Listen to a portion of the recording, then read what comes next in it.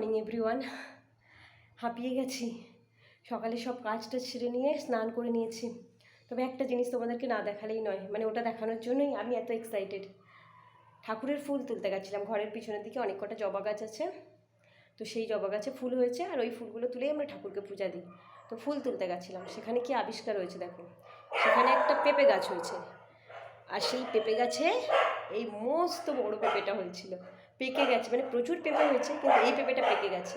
কিন্তু দুঃখের বিষয় কি জানো, এই দেখো এটাতে পিঁপড়ে বা পাখি কিছু একটা খেয়েছে, সেই জন্য গাছের প্রথম পাকা পেঁপে ঠাকুরকেও দিতে পারছি না। কিন্তু দেখো কি বড় পেঁপে আর কি সুন্দর সাইজটা, কি সুন্দর কালার দেখো। পুরোটা পাকেনি, আমি পুরোটা পাকলে না আবার পুরোটাই খেয়ে নেবে হয়তো পাখিতে, তাই আমি তাড়াতাড়ি করে পেরে নিয়ে চলে এসেছি। হা হা। মাম্মাম এখন ঘুমাচ্ছে আর ওর পাপা গেছে অফিসে। ওর পাপা এটা দেখলে না ভীষণ খুশি হবে, নিজের হাতে তৈরি করা গাছ আর সেই গাছের এত সুন্দর ফল, কালারটাও দেখো মিষ্টি, সেই খাসা কালার।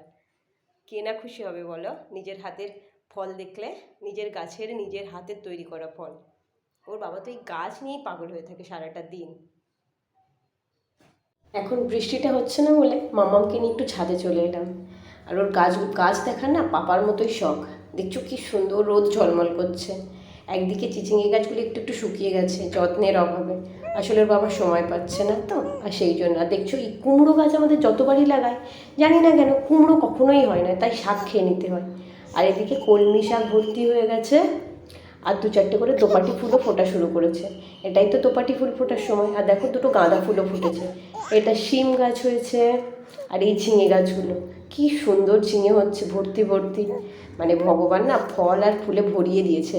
প্রণয়ের হাতে না জাদু আছে সত্যি। আর এই মাটি রেডি করে রেখেছে। আর এই দেখো কি সুন্দর দোপাটি ফুলগুলো ফুটেছে দেখো। নয়নতারা ফুলও দু চারটে করে ফুটছে, দু একটা করে তুলে তুলে পূজা দিই। তবে আজকের আর পূজাতে এত ফুল হয়ে গেছে যে আর আজকে আর তুলিনি। আর দেখছো এই চন্দ্রমল্লিকার কাটিংগুলো কালকে করেছে, কি সুন্দর হয়েছে দেখো। মানে এই শেডের নিচে রেখে দিয়েছে যাতে জল না বেশি লাগে, জল পড়লে নাকি আবার পচে যাবে। শীতকালটা এবছর চন্দ্রমল্লিকা ভরে যাবে। আজকের সবজি তুলেছে।